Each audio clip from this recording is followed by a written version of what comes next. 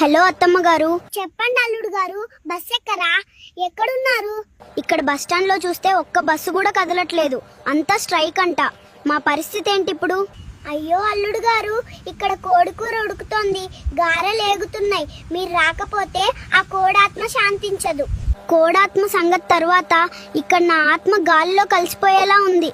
నెత్తి మీద ఒక మూట, భుజం మీద ఒక మూట వేసుకుని కూలీ నంబర్ 1 లా అయిపోయాను. మీ కూతురేమో చేతులు ఊపుకుంటూ స్టైల్ గా హ్యాండ్ బ్యాగ్ పట్టుకుని నిలబడింది.